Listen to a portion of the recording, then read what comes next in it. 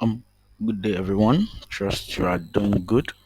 I'm Currency Geek, and welcome to my day 21 video of the 100 Days of Tech Analysis Challenge. Today, USD card caught my interest. Let's dive right into it now. Okay, hide this for now.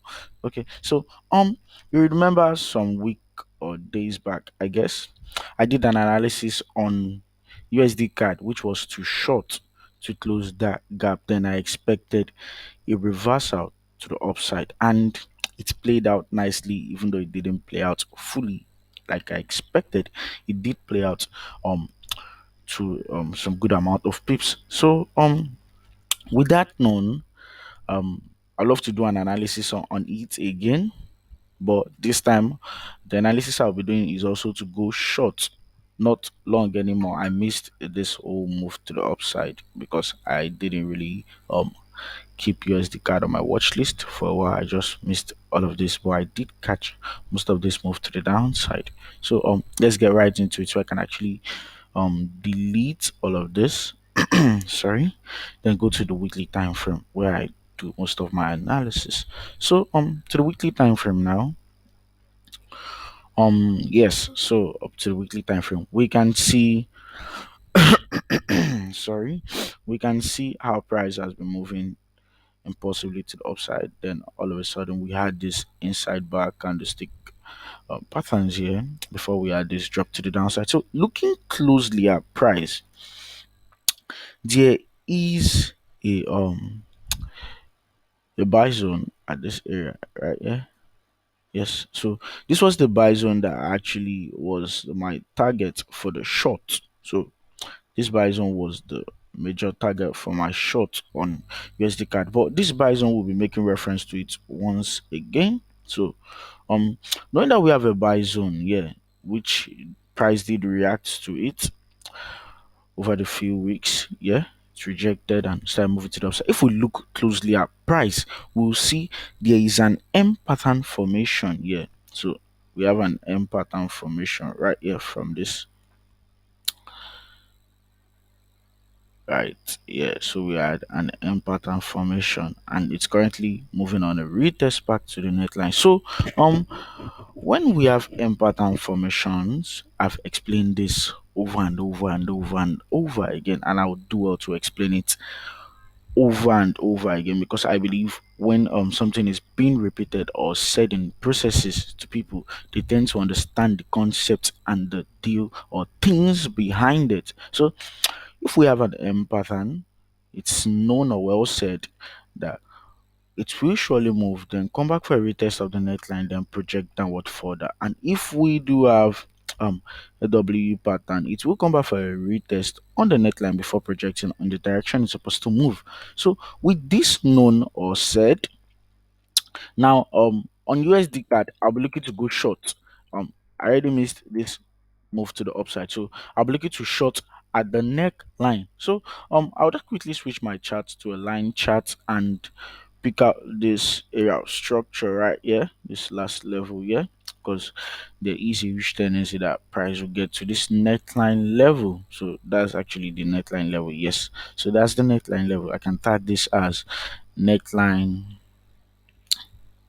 neckline or target for buy if anybody's on a buy on this currency pair. So neckline or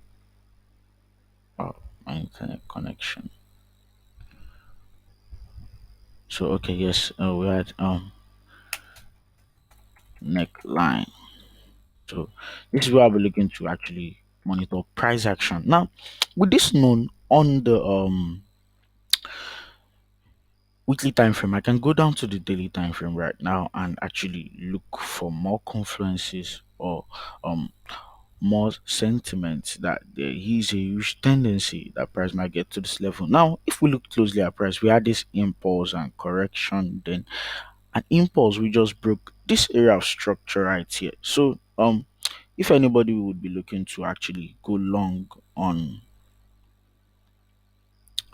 USD card, they should wait possibly for a retest of this area, possibly a move to this level right here. Then okay, a move to this level. Let me mark that out. Okay. Um and move to this level right here. Something like this. Move to that level like this, then a retest of this area of structure before the big move to the upside. But that's really, I'm not looking to go long on it, so it's just for people who are looking to go long to the neckline. But remember, you want to move with price action, you want to move with the directional bias or the major directional bias of the market. So you shouldn't look to go long at all. This is just like taking a huge risk. So what you should actually do is just wait for price action to play out to this neckline, then monitor price action at this area of structure before you look to go short. So I'll be more interested in the short and not the long. So with this known now, I'm expecting price to just delete. Okay, I'm expecting price to just move into this area, then just drop back down, then further to possibly one of the fib extension levels. So this is what I majorly expect on USD card.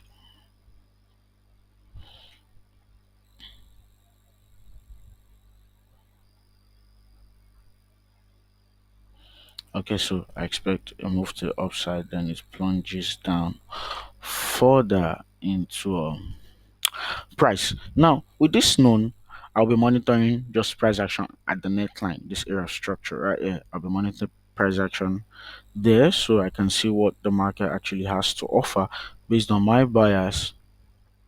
And also to the 4 hour time frame,